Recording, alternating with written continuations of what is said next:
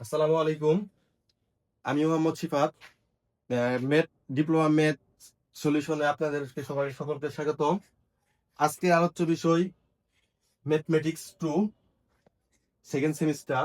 অধ্যায়ের নাম vector dot গুণন।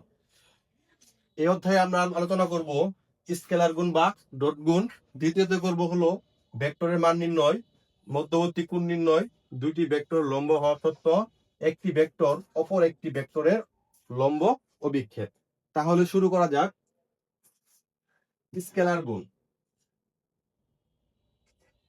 স্কেলার গুণ বা ডট গুণ।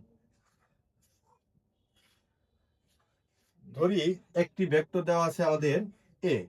এ ভেক্টরের মান a1 J, a1 i plus a2 j plus a3 কে, এবং অপর একটি ভেক্টর দেওয়া আছে বি, যার মান b1 I plus b2 J plus b3 কে। তাহলে এই এ ভেক্টর এবং এই বি ভেক্টরের ডট গুণ কিভাবে হবে? A vector dot B vector. তাহলে আমরা এখানে এ ভেক্টরের মান বসাবো। তাহলে a1 i plus a2 j plus a3 k, এই ডট এখন হলো বি ভেক্টর। বি ভেক্টর হলো b1 I plus b2 J plus b3 কে। তাহলে ডট গুণের নিয়ম, I vector dot I vector সমান 1, J vector dot J vector সমান 1 এবং কে ভেক্টর ডট কে ভেক্টরের মান 1।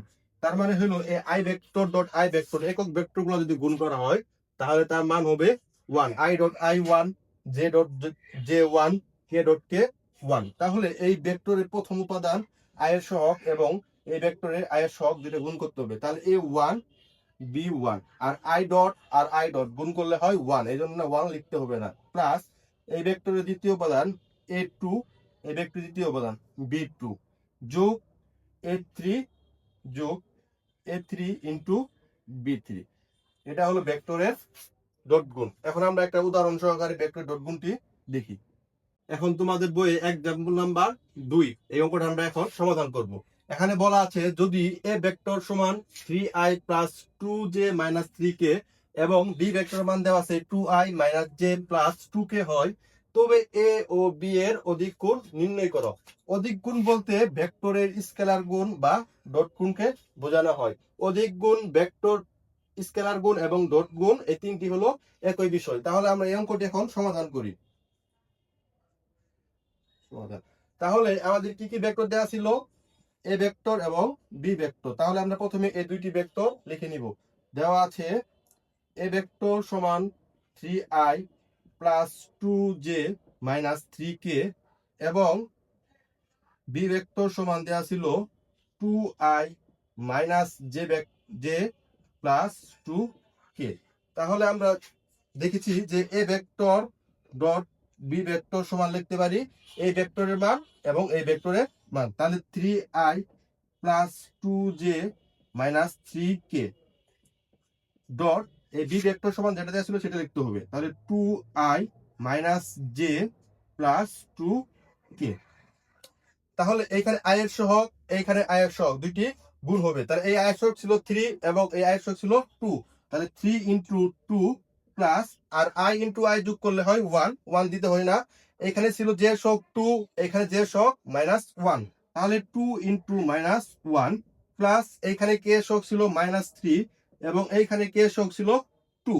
এখন আমরা গুণ করে দিই। 3 দুগুণে 6 প্লাস মাইনাসে মাইনাস 2 একে 2 প্লাস মাইনাসে মাইনাস 3 দুগুণে 6।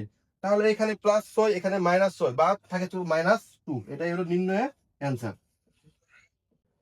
2i plus 5j minus k ও আরেকটি ভেক্টর দেওয়া আছে 2i প্লাস 3k।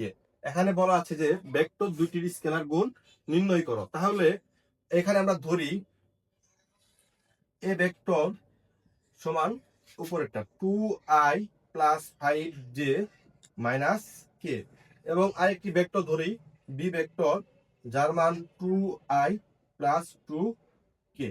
তাহলে A vector dot B vector, তাহলে এখানে আমরা এ ভেক্টরের মান বসিয়ে দিই 2i plus 5j minus k dot আরেকটি ভেক্টর ছিল 2i প্লাস 2k। তাহলে এই ভেক্টর i এর সহগ এবং এই ভেক্টরের i এর সহগ দুইটি গুণ করি 2 ইন্টু 2 প্লাস এইখানে j এর সহগ ছিল 5 কিন্তু এখানে j এর কোনো উপাদান নেই, এই জন্য j এর সহগের মান হবে 0 প্লাস এখানে k এর সহগ ছিল -1, এখানে k এর সহগ 2। তাহলে 2 2 করে 4, 5 0 0 প্লাস মাইনাসে মাইনাস 2 একে 2, এখানে 4 থেকে 2 চলে গেলে থাকবে হলো 2। এটি নির্ণয়ের অ্যান্সার। এখন আমরা দেখব ভেক্টরের মান নির্ণয়। মনে করি একটি ভেক্টর দেওয়া ছিল a সমান a1i plus a2j plus a3k। তাহলে আমাদের এইখানে বলতে মানে এমন প্রশ্ন আসতে পারে যে এই ভেক্টরের মান কত। তাহলে আমরা কিভাবে বের করব? এ ভেক্টরের মৌলাস দিতে হবে, দেওয়ার পর আমরা একে রুট করব। তাহলে a1 স্কয়ার প্লাস j সহগ a2 স্কয়ার প্লাস k সহগ a3 স্কয়ার। তাহলে আমাদের এই ভেক্টরের মান চলে আসবে। এখন আমরা একটা উদাহরণ সহকারে এই অঙ্কটি দেখব। আচ্ছা, এখানে একটা উদাহরণ দেওয়া আছে, যদি এ ভেক্টর সমান 4i j প্লাস 3k হয় তবে এ ভেক্টরের মান নির্ণয় করো। তাহলে এ ভেক্টরের মান নির্ণয়ের জন্য আমরা কি করব? সমাধান। তাহলে এ ভেক্টর সমান আমরা লিখতে পারি এ ভেক্টর অফ মডুলাস। এখন আমরা এখানে এ ভেক্টর কি কি ছিল, এখানে এ ভেক্টরের সময় i এর সহগ ছিল 4, তাহলে আমরা 4 এর উপরে স্কয়ার দিব সূত্র অনুসারে, প্লাস এখানে j এর সহগ হলো -1 তার উপর স্কয়ার, প্লাস এখানে a3 বলতেছিল এখানে 3 মানে k এর সহগ ছিল 3, তাহলে আমরা 3 এর উপর কি দিব? স্কয়ার দিব। তাহলে 4 এর উপর স্কয়ার দিলে কত হবে? 16 প্লাস 1 এর উপর স্কয়ার দিলে 1, 3 এর উপর স্কয়ার দিলে 9। তাহলে এখন আমরা সবগুলাকে যোগ করে দিই। তাহলে 9 আর 1 যোগ করলে হয় 10, 10 আর 0 যোগ করলে 26, রুট 26। এটাই হলো নির্ণয়ের অ্যান্সার। এখন আমরা করব দুইটি ভেক্টরের মধ্যবর্তী কোণ নির্ণয়। যদি দুইটি ভেক্টর a ও b হয় তাহলে এদের মধ্যবর্তী কোণ হবে a vector dot b vector সমান a vector a b cos theta. এর মানে বোঝানো হয় a vector dot b vector সমান a ভেক্টরের মান এবং b ভেক্টরের মান ইনটু cos থিটা। তাহলে আমাদের যখন বলবে যে দুইটি ভেক্টরের মধ্যবর্তী কোণ নির্ণয় করো তখন আমাদের এই থিটার মান বের করতে হবে। তাহলে আমরা a vector dot B vector, এই পাশে আমাদের এ বিটা ছিল গুণ আকারে, তাহলে এই পাশে আসলে হবে ভাগ এ বি, এখানে হবে cos থিটা। তাহলে আমরা এখানে cos থিটাকে আগে সামনে লিখি, cos থিটা সমান A vector dot B vector by A vector B ভেক্টরের মান। তাহলে আমাদের যেহেতু থিটা বের করতে হবে তাহলে cos কে আমরা উপর পাশে নিয়ে যাই। তাহলে থিটা সমান cos inverse A vector dot B vector A আর বাই এ বি।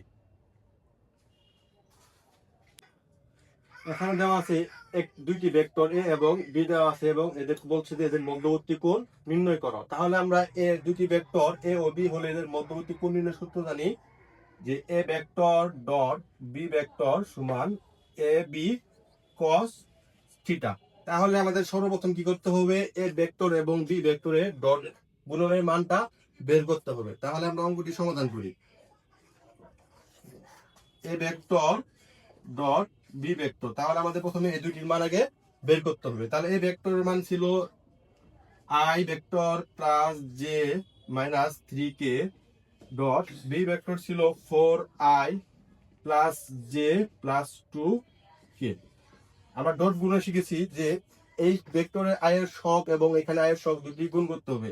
তাহলে এখানে i এর সহগ 1 এবং এখানে i এর সহগ ছিল 4 প্লাস j এর সহগ ছিল 2, এখানে j এর সহগ ছিল 1 প্লাস k এর সহগ ছিল -3, এখানে k এর সহগ ছিল 2।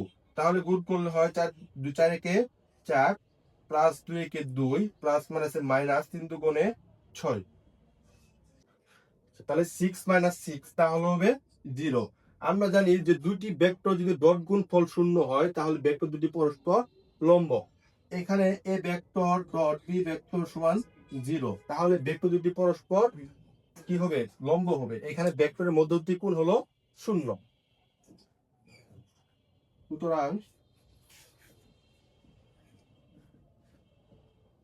এ ভেক্টর ডট বি ভেক্টরের মধ্যবর্তী কোণ 0